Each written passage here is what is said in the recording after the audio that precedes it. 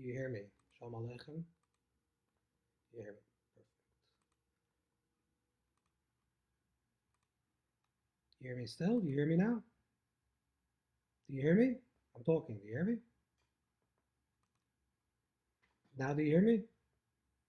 You hear me? Okay. Baruch Hashem. Okay. We'll learn a little bit.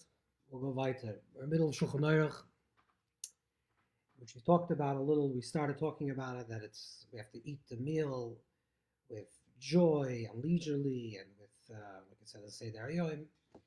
So how do we actually start the Suda? How do we actually start the meal? So we did Motzei Matzah, Moreh, Koirach. Now we're going to Shulchan Aruch. What do we actually start the meal? So the Minhagim Ma'aril, the Ma'aril brings down, which is from the early Minhagim of Ashkenaz, that the minhag is to eat, the custom is to eat, the first thing that you eat in the meal is to eat the egg from the Seder plate. That the egg, we start with eating with the egg, because the egg represents a cycle. It's oval, so it has no beginning and end. And therefore, traditionally, the egg is connected to a food of mourning, like it's brought down in Shulchan Aruch, Yeridea, in Shin Ayin Ches. The Shulchan Aruch brings it down. That idea of eating an egg is connected with mourning because of its shape. So therefore, we eat on the kaira itself. There is an egg, and the egg is there because either a zeichel korban Pesach or a korban chagiga, the offerings that were brought during the times that there was a Beis HaMikdash, and since we had those korbanos, and today we don't have those offerings, so therefore, to commemorate this idea of mourning, we eat the egg. This is what the simple reason of minhag of the Maharil. The Ramah adds a little bit on this. The Ramah in Taf Ayin Vav Siv Beis, and also in the Darkei Moshe and Taf Ayin Gimel. So the Ramah explains something a little bit different. We know that the Torah writes in the beginning of Hilchos Chodesh, and it's brought on the Medrash, the idea of Atbash, that the first day of Pesach, Aleph, corresponds to Tisha B'Av. So you have Aleph, Tav, Beis, each letter corresponding to the beginning and end of the Aleph Beis. So the first night of Pesach corresponds to, and it falls out on the same day that in that year there will be Tisha B'Av. So therefore the Ramah writes, that as we're celebrating Yetzias Mitzrayim, the going out of Egypt, on this night, we're reminded that in this same year, also the same night will be Tisha B'Av, the night of the destruction of the first and the second Beis HaMikdash, the commemoration of the destruction of the second Beis HaMikdash. So therefore, we also mourn. So this is a very strange, a little bit counterintuitive to think about. How do we start the meal? That we start the meal eating something that's connected with mourning. But the truth is that the theme of the entire night of Pesach, what's not the entire theme? It's the theme of where we're connecting opposites. That there is bitter, there's bread of affliction and bread of freedom. There's sweet and things that are bitter. It's redemption and destruction. There's questions and answers. There's children and parents. This is all about the idea of coupling these two opposite ideas. So in the time of great joy, in the time that we're going to celebrate and have the festive meal of Pesach, which is the Suda of Shulchan Aruch, so we also have mourning. And the idea of mourning is not chas v'shalom, not God forbid, to create sadness or depression, because it's Yom Tov and it's supposed to be a day of joy. Rather, the mourning is supposed to be like an anticipation, more like Merirs, which we talked about, like Maror, the idea of bitterness, sensing that the world is not yet perfect, and we're working towards a place of redemption, and we're longing for redemption, and we recognize that in this idea itself, in the fact that we long for something, and we're mitzapa Yeshua, and we long for redemption, we have the kivoy, we have the kav, we have the line, that in itself actually connects itself. In other words, the mere fact that we long for something and yearn for something and try to connect it with it, that in itself is what connects us with that idea. So we say, just like with the eating of matzah, that on one hand we say that matzah is connected to the idea of bread of affliction, but matzah also in its depth is the idea of bread of freedom. Therefore, we ate it. We ate the matzah as the behilu Yitzanu Mitzrayim, as we were leaving Egypt, which means we were in an in-between state. The same thing also, this idea of eating the egg represents this movement that we're moving from a place of mourning towards a place of redemption, and the longing itself for redemption and for Geula itself breaks us open and allows us to actually tap into the Geula itself, to have the kav, to create the line that connects us to this redemption. In terms of the spheres, which we didn't talk about, but the kaira, according to the Arizal, there's different ways how we shape the kaira, how the kaira has to be shaped. But according to the Ari, the kaira is gevura, the left side. Why? Because in general, the egg represents something that's round, something that's so it's closed off, like the Gemara says that mem samach, that the samach and the mem, which also corresponds to sam kel or a samach mem, which represents a klippa, something that's closed off, something that's rounded, that doesn't let anything to escape. The idea of something that's closed in a way represents something that's gevur, something that's restrictive, something that's not allowing for any light, for any oil to penetrate. Like the samach mem, the samach and the mem that are of kel, of kel chesed kol harem, which is the idea of giving. The samach mem closes off this idea of giving. So samach mem in one level is connected to that, the idea of the egg. On the other hand, gevura also means strength. Koyach, it means power. And interestingly, when you cook an egg, unlike most things that when you cook, usually you cook it for a certain period of time, it softens. An egg, the more you cook it, the harder it becomes. This is what it says in Swarm, and this is actually obviously observable, which represents the idea of the harsher the condition is, the more it's being burnt, the hotter it gets, the stronger it becomes. Which just also represents both the idea of mourning. Sometimes chas v'shalom, a person has to go through mourning, and that's how they gain strength. And also, historically, this is connected to the entire story of Klal Yisrael, to all of Israel, to all of Klal Yisrael, is sometimes, specifically through our hardships, through the difficulties, through the difficult times, through our suffering, through the difficult times that we went through, that's what made us stronger as a people. So therefore, we start the Su'udah, the egg. In Chassidish Sfarim and Ishbitz and other Sfarim, it says that the egg also represents the embryonic state. That there's the chick, the way it's already birthed and it's already revealed, so it's coming out, and then there's the state where things are still existing in an embryonic state, which things still exist, it hasn't yet hatched.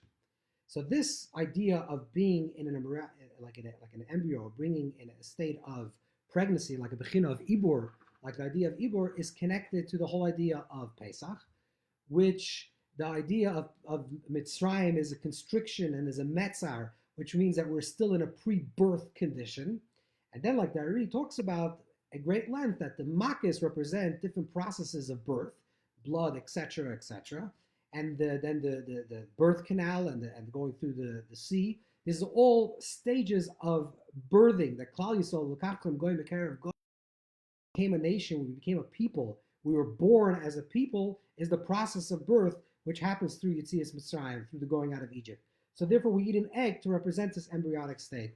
This is similar to what the Tzemach Tzedek explains in Derech Mitzvah, the reason for the Korban Pesach, that it has to be Rosh and Birko, that when we offer the offering of the Korban Pesach, of the offering of the Paschal Lamb, so it was roasted in a way that the head of the animal was between its knees, which also represents a fetal position in a pre-birth condition.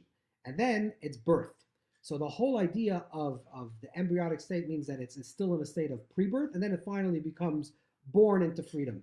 So we start our meal eating Shulchan Aruch, we do the same symbolic.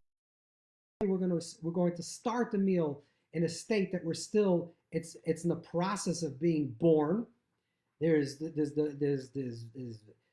Kadesh, Urchatz, Karpatz. We're moving through processes. Finally, we get to Magid, which are starting to speak and we're verbalizing, and we go from a pre-verbal state to verbalization, and we're starting to speak and express and trying to do Hamtakas Adin, of doing also eating the Mavas, etc., etc. And finally, we're saying now we're going to eat our meal, which is going to be the Seudas Yom Tov, Now we're going to bring this into a higher level, so we're going to be birthed into a way that we're going to able to participate through eating the meal, that the eating the meal itself becomes a holy act in itself, not something that it's shem shamayim for the purpose of heaven, but the chol derech in the act itself there is intention. This is going to be the higher level of the meal, which we spoke about last time, which means that the meal occurs in the state of halal, in the posture of giving thanks. We eat the meal, and eating the meal is part of giving thanks is through the meal. And then we go through the meal itself, which it's traditional. There's a few things that we don't eat sleeve, we don't eat things that are necessarily, we don't eat things that are specifically roasted, but generally it's a very regular meal like we would have on a Shabbos and a Yom Tov. We have a full meal. Just we do not eat dessert. Now some people do eat dessert, but it's better not to eat dessert because dessert will be the afikomen itself. Like remember we learned that the Gemara in Pesachim Kuf Tes writes that choitzim matzah. So what is the idea of grabbing the matzah? So we said there's a machlokes Rishonim, there's an argument between the Rishonim, between the early commentators. Rashi says that choitzim matzah means that we eat quickly. The Rambam writes, Zayin Gimel, the Rambam writes that choitzim zeh, that you grab matzah one from the next. The Meiri, which is one of the early commentators from the 13th century, which is something that we just found very recently, in the last 100 years. So the Meiri writes in Pesachim that the custom is for children to actually grab adults. So we see already in the Rishonim, there was already this idea, this custom of grabbing the matzah. Incidentally, to say in the name of Chasam Sofer, a vart or an idea, it says that on the night of Yetzias Mitzrayim, that no dog barked, no wild animals barked on the night of the going out of Egypt. The Gemara also says in Pesachim Kuf Gimel, the Gemara says that a person should not live in a city that doesn't have wild dogs, because the wild dogs scare off the thieves. So on a night when there is no wild dogs, then apparently the thieves are out. So to remember the miracle of Eliyahu Kal L'Shoinai, the children, I don't want to say steal, but grab or trickery, like we said, the idea of b'mirma. They take it with mirma, which says that mirma is the same idea with Yaakov, took the blessings from his father b'mirma, and we said that the word b'mirma has the same numeric value, with trickery has the same numeric value as the word afikomen, which is 287. Mirma also is mar ma. Mar ma means mar is like Ram. Mar is 240, which is Amalek, and Ma is what? So Yaakov receives the energy of Amalek through Mirma, through trickery. Through the uncertainty, through the hiddenness. Through tonight we have the power through asking questions of Manishtana to open ourselves up to the Bechina level of Ma, like Matzah, where we're a level of empty and we're ready to be filled. And through this, we can achieve godless and the sweetening of all the types of sveikas, of doubts and uncertainties and non-clarity. We reach the level of rum, where everything becomes elevated. Now, we at the end of the actual Seder, and at the end of Shulchan Aruch, we go ahead and we eat the afikomen. Okay, so what is the afikomen? Why is the afikomen called the afikomen? So the Gemara, in Kufya Test, the Gemara tells us like this. The Gemara says, there's a Mishnah. Eim aftirim achar Pesach afikomen. We don't, Eim aftirim achar Pesach afikomen, we don't eat after the Pesach afikomen. What is afikomen? My afikomen. So the first opinion of the Gemara is, afikomen amar Rav shali akur b'chabur l'chabura. Afikomen means we're not allowed to move from one place to another place. What does it have to do with the word afikomen? So the Rashbam explains, afikomen means Afiku menaychu hitziu kelechem mikan v'nelach v'nechel b'makam acher. That the idea of afikomen means, afiku means in Aramaic, or in Greek it means to go out. So it says like let go or take away the vessels, kelechem. So now, or the dishes that we're eating, so we can go eat in another place. So the first interpretation of afikomen means to take out your vessels. So afikoim man is like a vessel or garment. So take out your vessels. The other simple meaning of the word afikoiman, and the Pirush HaMishnayos of the Rambam writes this on this Mishnah, and the Aruch also from one of the early Rishonim writes this. He says that the idea of afikoiman actually means something that is sweet. It's a Greek word for meaning dessert. And this is actually the second opinion what the Gemara says. Shmuel says, Rav says, it means let's leave and let go of our vessels. Shmuel says, Kigoin Shmuel says that this is similar to like mushrooms or chicks, delicacies, or Kigoin Tamarim Kloyes Ve'agoizim, like roasted nuts or dates or things like that, things that are sweet. So roasted like grains. So this is what afikoiman. So what does the Rashbam say? The Rashbam says that what is the word afikoiman? It's hitziu. Afiku means to bring out, and mon means minay mesika, delicate, sweet things. So the idea of afikoiman is actually to bring out sweet things. So this is we have the two interpretations of what the actual word of afikoiman means according to Chazal, according to the sages in the Gemara. Now, on a more pneumistic level, because we want to understand this also not just on a pshat level, but to understand it a little bit on a more internal level, a deeper level. So what we're saying is that afikoiman means take out the vessels, take out the kalim. We don't need the kalim now. We don't need the levushim. We don't need the garments, because now we're no longer in a world of separation, because now we have reached the pinnacle of the experience of internalizing the highest level of food that we can eat. So therefore, at this point, there's no limitations. And the idea of Pesach means, on the higher level of Pesach means skipped over. Like we were saying, the entire theme of the whole idea of Pesach night is that we're skipping over the normal vessels, which means the normal processes in order to get to a certain place.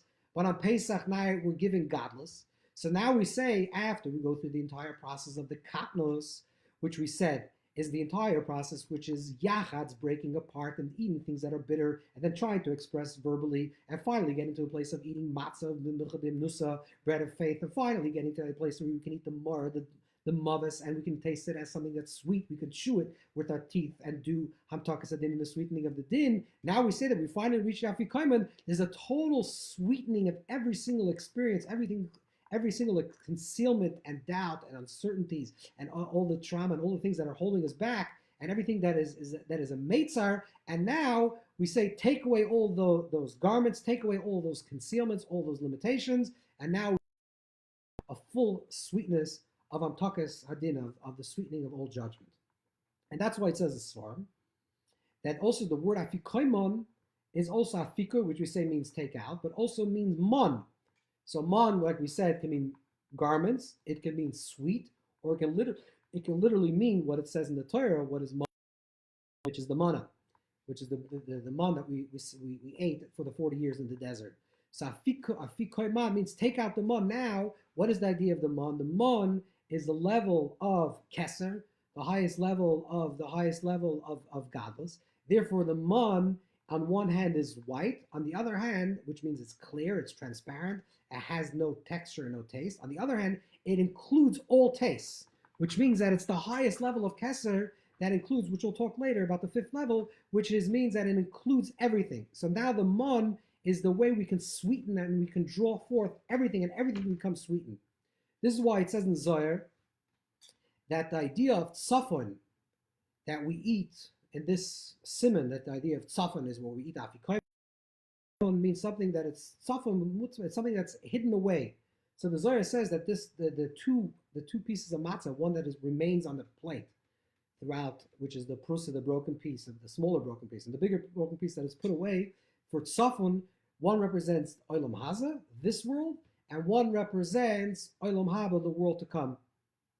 So we're putting away the matzah for the future, and then at the end of the Seder we actually eat that future. So we're connecting to the bechina of Olam Haba, to the level of Yemais Mashiach, to the levels of Messianic times, Messianic consciousness. So on one level, Tzfon is Tzfon Tiftach Hara. Tzfon is connected to the negative side, the left side, the north side is connected to the left, to the other side, the Sitra Acher, the Tzfon Titna Hara. However, the ultimate idea of Tzfon, which is in the future, there'll be Ruach HaTumah Avim Ha'aretz, the impurities will completely be nullified and everything will be transformed. So we, at the end of the Seder, actually we go ahead and that piece that we tucked away and that was broken, and that was a level of dal, it was a level of poor and poverty and impoverished that we didn't yet have connection to, now we can bring it back and eat it. Matzah, we say, is also, in general, matzah, we said from the Zohar, that the Zohar writes, in Chelik Beis, the Zohar writes that matzah is called Michal De'Mnusa, the bread of faith. It's also called Michal Asusa, which is bread of healing. So afikoimon, when we eat the afikoimon, which is the ultimate experience of eating the matzah, it brings down true healing and true faith. And that's why the gematria of afikoimon is also 287, which is the same numeric value of the word roifa, which is to heal, because matzah brings about the true healing, the bread of healing, especially on the second night of Pesach. And the first night of Pesach, we say, which is the bread of faith. And that's why matzah, afikoim means, afikoi means to take out. Man can also be a min. Min means an apikoris, a heretic. So afiku man, take away the heresy, take away the klippa of doubt and uncertainties. And now let's have clear faith, clear amunah. This is what we're experiencing on the Seder night. And specifically, this is why a child is the one, according to the Meiri, and this is the way the Minig Yisrael is, this is the way the custom of Klal Yisrael is, that it's the child that brings us back to Afikoimim. Because the brokenness is the piece of brokenness that we said, that's a part that we can't deal with. It's a pre-verbal brokenness that is so deeply broken and so tzafon and so tiftachara, so negative that we can't deal with it. So we hide it away, we tuck it away, and who retrieves it? Who brings us back? Who brings us back wholeness? Who brings us back our fullness? Who brings us back the ability to sweeten the things that are harsh in life, the things that are difficult in life? That's the child.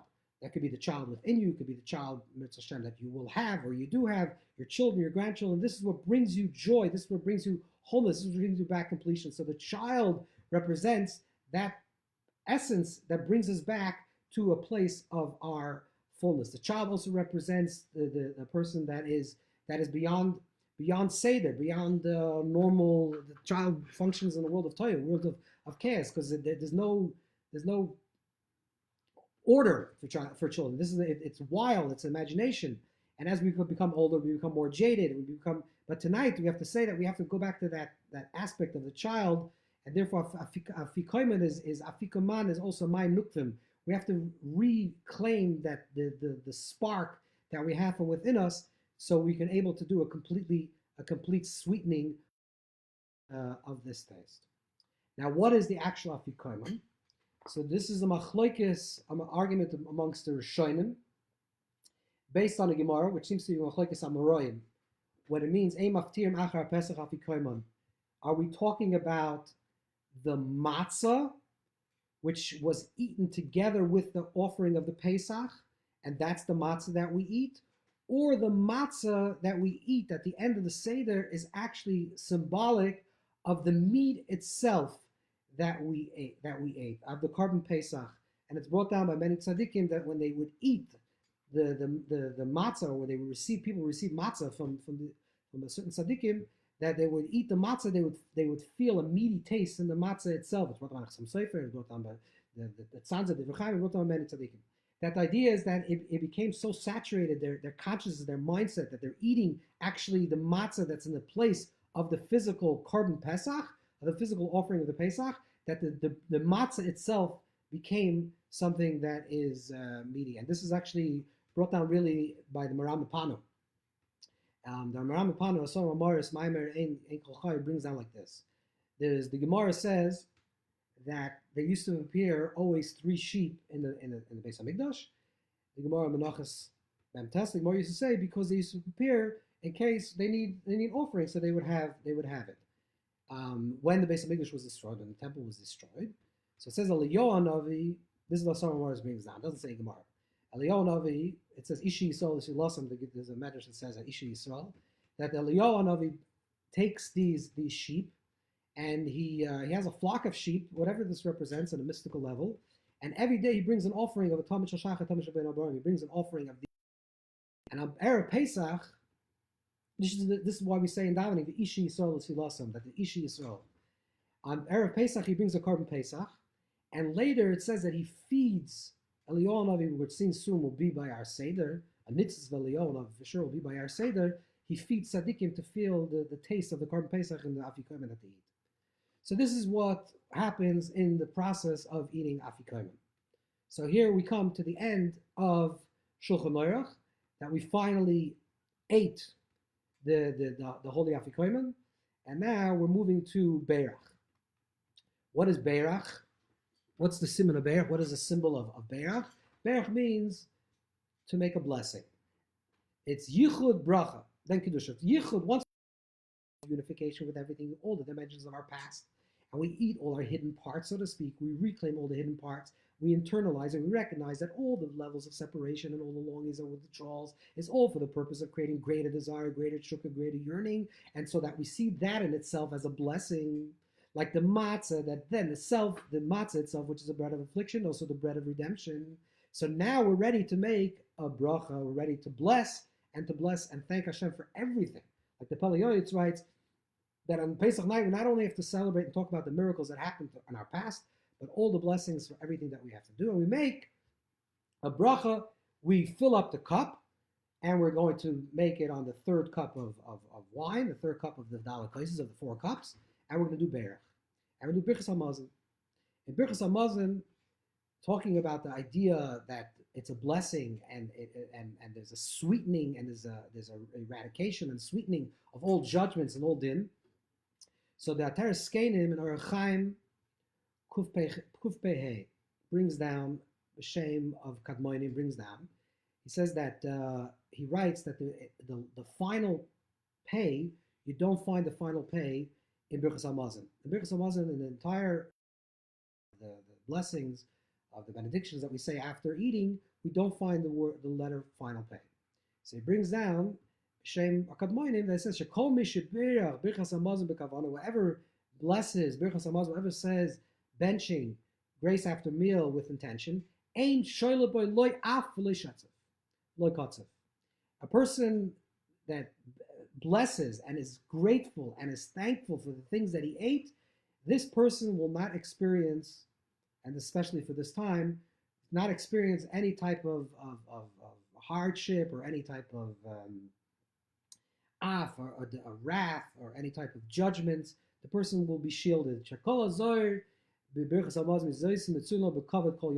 a Sefer Chinuch that if we're careful with how we bench, and the Arizal has a lot to say about this in Shaarei HaKodesh. He says that one of the main ingredients for a person to have asagas, that person to have higher intuition, develop this level of consciousness to a higher level, is specifically through Birchas HaMazon, through benching, to be food that we eat, and through that we have all the blessings that we need. So at this point, we give a very big blessing, a very big Beirach for all the blessings that we receive. After Birchas HaMazon, after benching, this is not one of the Simonei HaSeder, and it's we'll see where it develops, but it's a custom, a cup for Koisa Eliyahu, for the cup of Eliyahu of Eliyahu. This seems to be like a 5th cup, a new cup. Now, if you look in the Rambam, in Perek Ches Halacha Yud, so the Rambam writes, Yesh lo limzoi kois chamishi, a person can fill a 5th cup, but loimer halal and could say halal. This is what the Rambam writes. A person could do this because the Gemara in Pesachim brings it down. There's a different gersais or Rabbeinu in this Gemara, but it seems that there's an opinion by Reb Tarfon that Reb Tarfon holds that there's generally we say there are 4 cups of wine, and Reb Tarfon holds there's 5 cups of wine. So the Rambam says that if you want to fill the 5th cup of wine, you can fill. The Rambam actually doesn't say whether you should drink it or not. He just says it's not part of the 4 cups. It's not an obligation that you have to fill. But if you wish, you can fill this 5th cup. Now, This is what the Rambam's opinion is. The custom generally is that we fill a fifth cup, don't drink it. Why? So the simple reason for that is because there's an argument amongst the sages whether we should have a fifth cup or not. And according to Reb Tarfon, you fill the fifth cup and you also drink it. According to the sages, we don't fill a fifth cup and we don't drink it, so there's no fifth cup at all. So therefore, to be yotzeh both opinions, to fulfill both opinions, what we do is sort of like a hybrid opinion, which we say we'll fill the fifth cup, but we won't drink it. From about the 15th century, 14th century, 15th century, around that period of time, this fifth cup started to be called the Koisa Shel Eliyahu, the cup of Elijah the prophet, of Eliyahu Hanavi. Why? Simply, again, according to Pshat, because we say that there's certain times the Gemara says when there's a dispute about something, it says, okay, this object should lie in its place until Eliyahu Hanavi comes.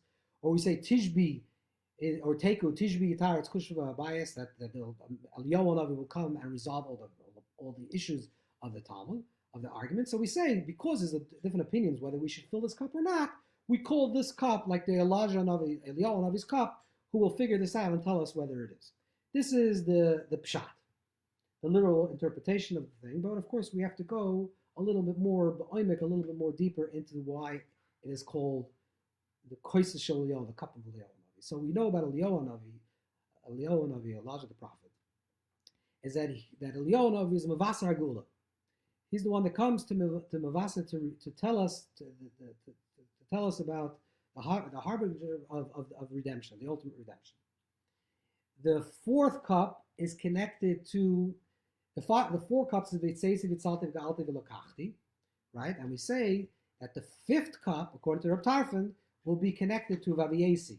So the four cups is going out of Egypt. Vitzeisi, Vitzalti, V'Galti, V'Lokachti, I'll take you for a nation. But it doesn't say about the fifth cup, which is V'Hivesi, and I'll bring you into redemption. So that fifth cup, which alludes to a messianic time, a Mashiach time, is connected to the fifth cup. So the V'Hivesi is 424, which is also the same numeric value of Mashiach ben David. So so at this point of the Seder, after we finished Beirach, we spoke already about the past. We spoke about the going out of Egypt. We spoke about our own personal present situation where we are going out of our own Egypt. And at the second part of the Seder, which is going to be the second part of Hallel, we start talking about contemplating the idea of the future. So just like we say, then the future Eliyahu Hanavi will come and reveal the future. So now we're moving into a place that is beyond the place of where we're at to a total place of freedom. So this is what we bring this fifth cup, like the Alter Rebbe writes in Shulchan Aruch.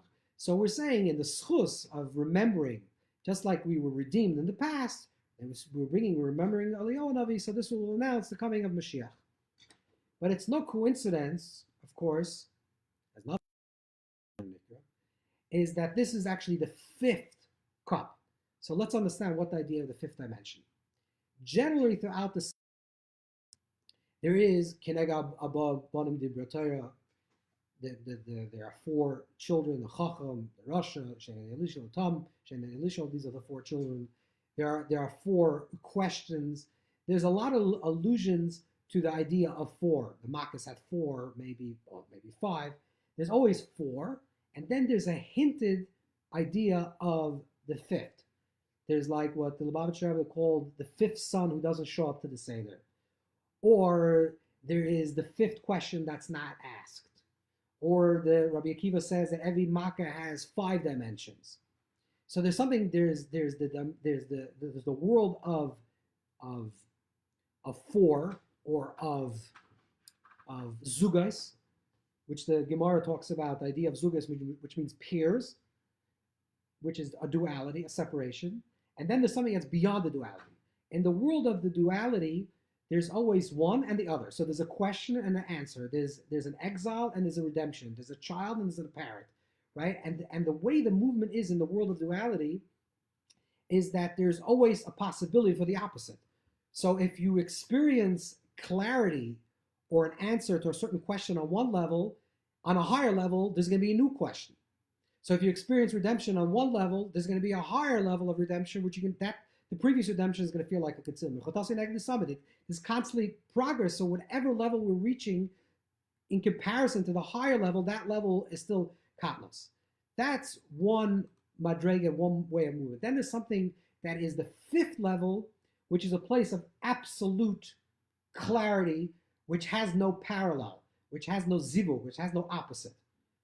The shade of the shade, the Gemara said, that even demons have a shade, which represents the level of chaya, which is the fourth level, but the shade of the shade, the shadow of the shadow, they don't have, which means there's no corresponding level to Yechida. Yechida means the absolute level. Now this is the level of the fifth cup, perfect redemption. But here is the little bit of paradoxical nature of the fifth. The fifth is like the koitzes shel yud. There's the four letters in the name of Hashem, which correspond to the four cups that we're going to drink. And then there's the fifth cup, which represents the koitzes shel yud, which is the peak of the yud, the crown of the yud. The crown of the yud, on one hand, is beyond all letters. On the other hand, it's manifest into every single letter.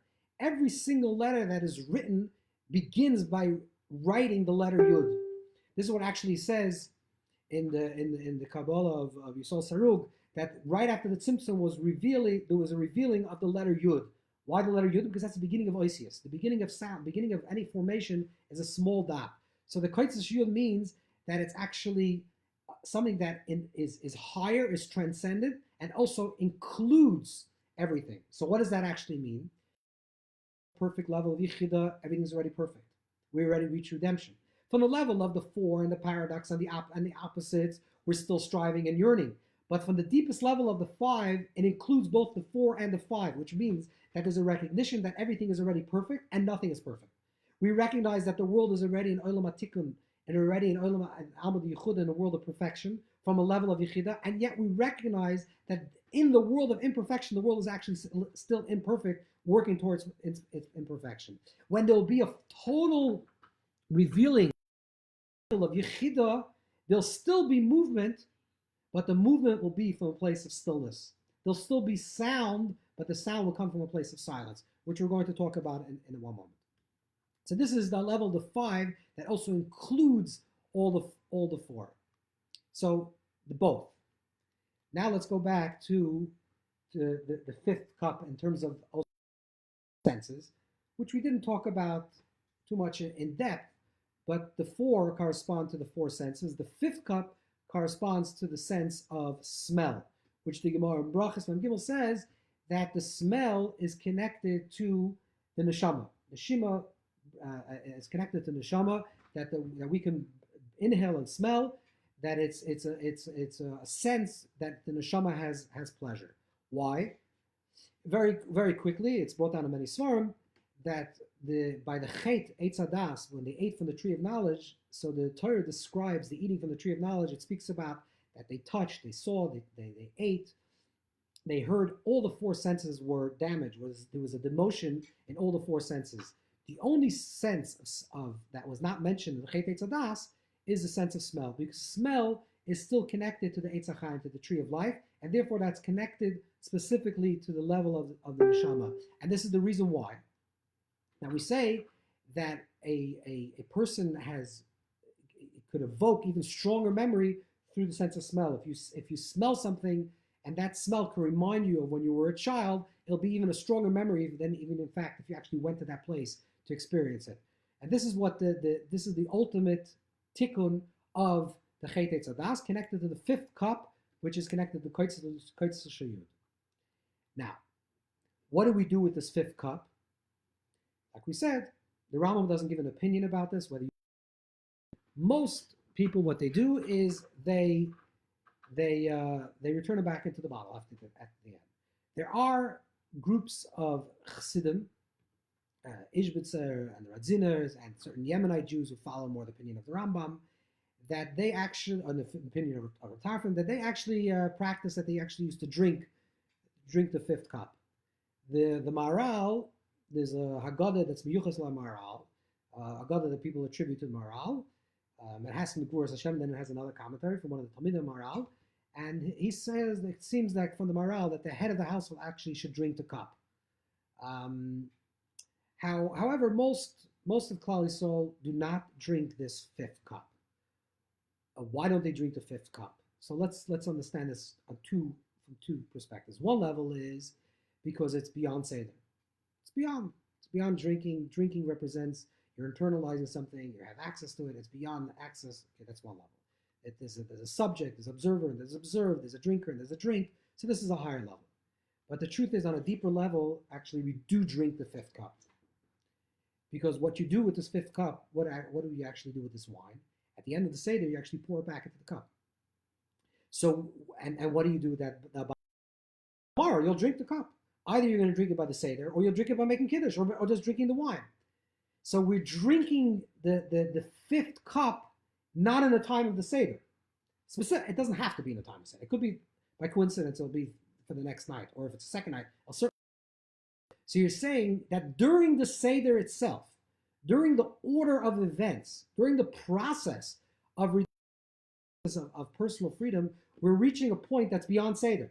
Where do we see this idea beyond Seder? Because you're going to drink from that wine, not in the Seder. You're going to take wine that was dedicated as a fifth cup, according to Rav Tarfon, or at least a Kosher Shel Eliyahu, that it was dedicated for Eliyahu for redemption, for the future, and you're going to drink it beyond Seder, because that's the ultimate expression of the Seder, where it gets to a point that it's beyond Seder. And another interesting idea is that what you're doing is, you're normally there's a mashpia and there's a makabel, right? So the mashpia gives and the makabel receives. So in mashpia makabel, in the giving and the receiving, generally is connected with 3 and 4, gimel and dalet. Goimel, dalim. Goimel is the giver, like the letter gimel is like moving towards the letter dalet. Dalet is the poor, the dal, that's receiving. This is what the Gemara says. The Gemara in Shabbos says. So gimel is connected to giving, 3, and 4 represents the receiver. So generally, goimel dalim. 4 cups represents the makabel, receiving. That's actually the difference between matzah, which is 3. We eat 3 matzahs because it represents the mashpia, and therefore bala matzah yatza. If we are yotze in the mitzvah, because it's not about us receiving. However, the idea of wine is specifically that if we shasam chayla ydecheres lo yatza, if we drink them in a way that it's not good wine, we're not yotze ydecheres. We didn't fulfill our obligation, the tasting the goodness of the wine, which means that it has to be about the makabel. So wine is, the receiving of wine is the moich and the ema, which we said is more about the makabel, the receiver, versus moich and the abba, which is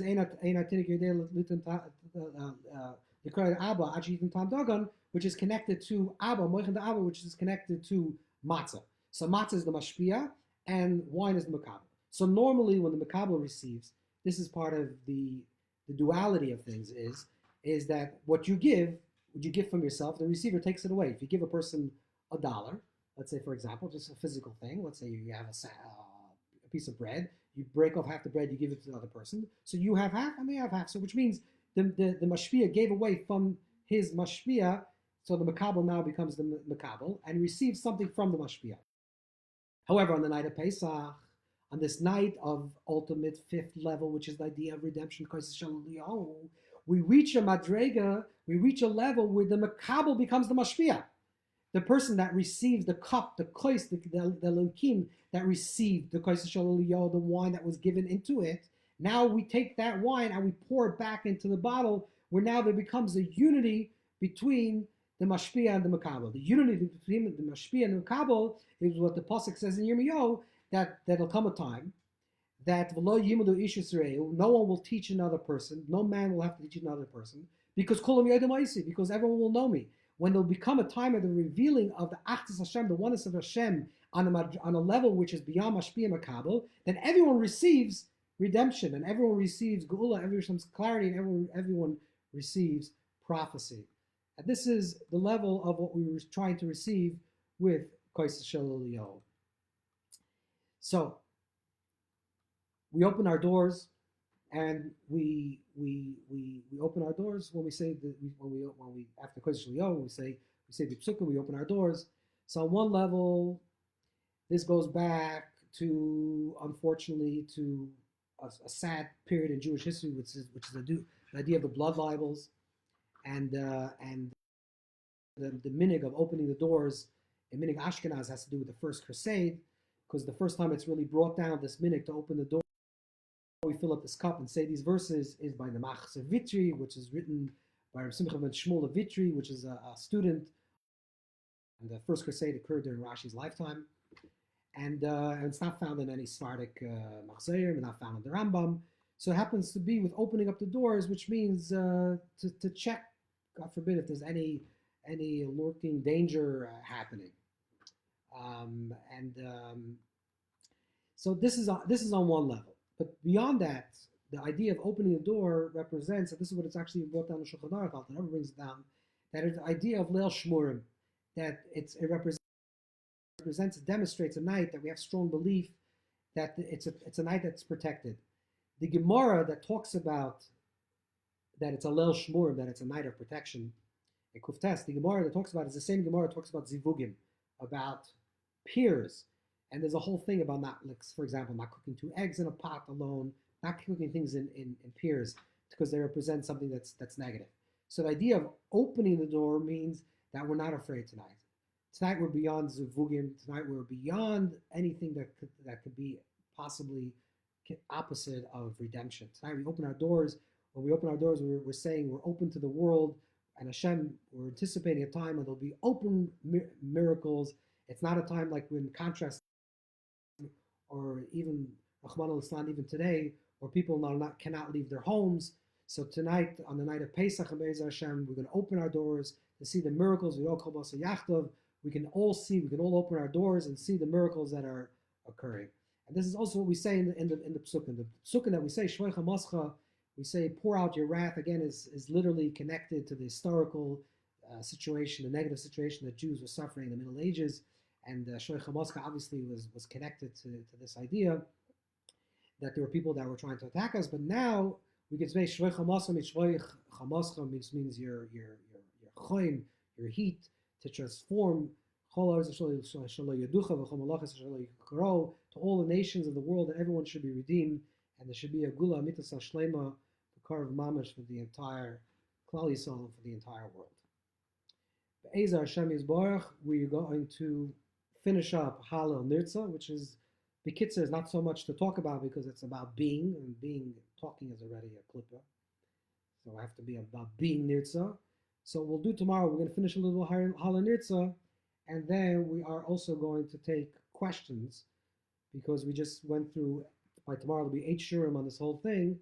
So from Kadesh to Baruch Hashem, we had a lot of opportunities to go through the steps. So now to do a little refreshing, if people have any shilas, Zachar, you'll take care of the questions tomorrow, and we'll talk a little bit about this topic. Be'ez Hashem will continue tomorrow. But now, if anyone has any questions right now, we can ask questions. For those of you who are not on Zoom, Zachar, we'll have to figure out tomorrow what we do with the people that are not on Zoom. People are on Zoom can ask questions, but for tonight, we'll take the Zoom questions. Seder? Seder. If anybody has any questions, feel free to raise your hand. The question from Harry. Yeah. Thank you so much, Rav. Last night we spoke about Korech being Hamtakas Adinim before we go into Shulchan Aruch, and it's kind of after we go from Maror into Korech, and then once we have that Hamtakas Adinim, we can go into Shulchan Aruch. So what's the additional Hamtakas Adinim that comes from Tzfon? Is there a difference between those two Hamtakas Adinim? It's the Tzfon is really the darkest possible side. Where there's Hamtakas Adinim of things that are let's say there's Hamtakas Adinim of things that are revealed to us. We know what we're struggling with. We know what the dinim are in our life. What are the constrictions? What are things that are holding us back? These are the revealed problems. So maves and morer, these are all things that are revealed. But then there's things that are tzafon, things that are hidden. But tzafon tiftach hara really means that there's a place that is hidden that sometimes we don't even know. We don't even know the situation. We can't have access. We don't really have the clarity to understand. So the Hamtakas Adin of tzafon is after we do all the revealed revelations of Hamtakas Adin. And the revealed meal, now we say we can even go to the place of Tzfon, which is hidden, and a Talmud, things that is so concealed and so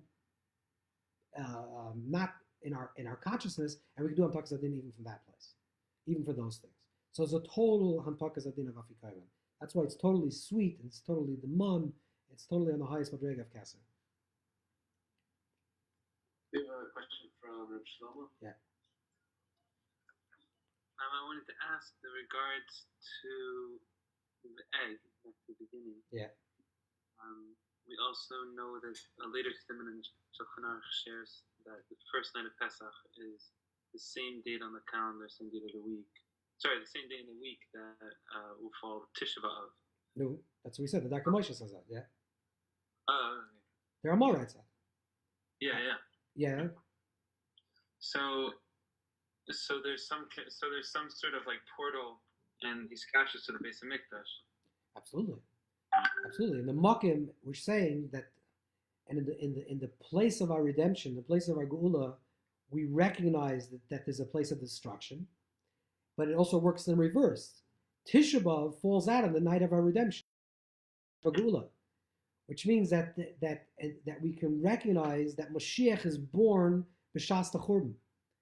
That sometimes in the depth of something that's dark and something that seems like concealed, that's where the highest sparks of light have to be redeemed and have to be revealed in the world. And also connects back to yesterday's note about how the Chasam Sofer writes on the Shulchan Aruch and his Shalas Tshuvos that this is the last remaining mitzvah at this point. Yeah. That is achila that's midaraisa. We don't have any other mitzvah that's midaraisa. Correct. So it's also tying us back to the achilas of the base of mikdash. Correct, for sure. Especially we talked about the actually from the Chasam Sofer from others, where they were able to taste in the Afikomen, they were able to taste the meat.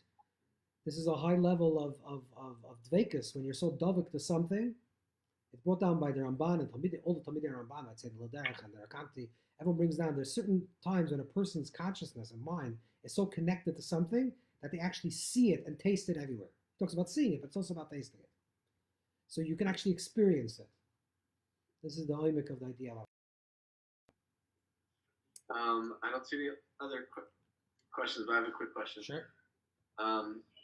It seems like on one hand, Pesach is about, the Karban Pesach was about flaunting, having a certain confidence in your Kedusha, where it's like nothing can hurt me, and you're painting the blood, it's almost like sticking it in their face, and they're asking for for their jewelry basically with no shame.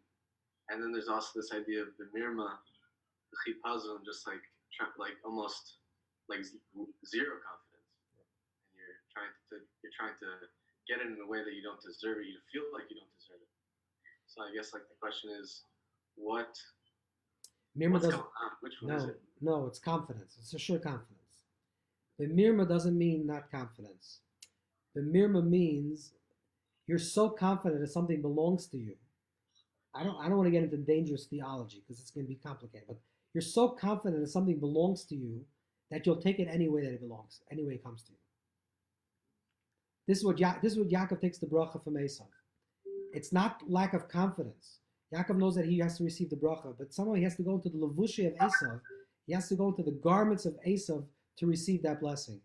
Most times, people that feel that they deserve something, they say, okay, but in this situation is not for me because I can't lower myself to go to that place to get it.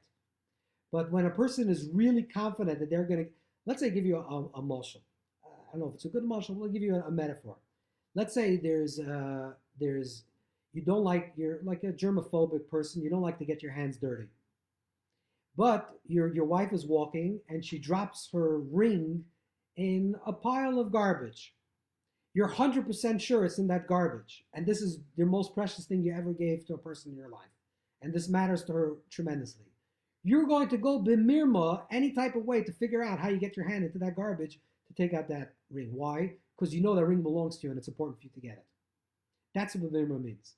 B'mirma means you'll do something that you won't regularly do because you know it actually belongs to you. So you'll do anything in your possibility to get it. That's the trickery part of it. You understand? It's the opposite. The whole idea of Pesach is actually We go from a place where we have zero confidence, halal avodah zarah, and Hashem lifts us to godless. That's why the Maharal says the custom of some people is to sit even with a kittel by the Seder. He says it's like a Kohen Gadol Yom Kippur. We're sitting like a Kohen Gadol. We're sitting like a melech, like a king with the finest dishes. We're saying that tonight we are on the highest level. We're ready nirtzah. We're ready to accept. And now we're going to go through the process to get there. But it's all about confidence. Spiritual confidence.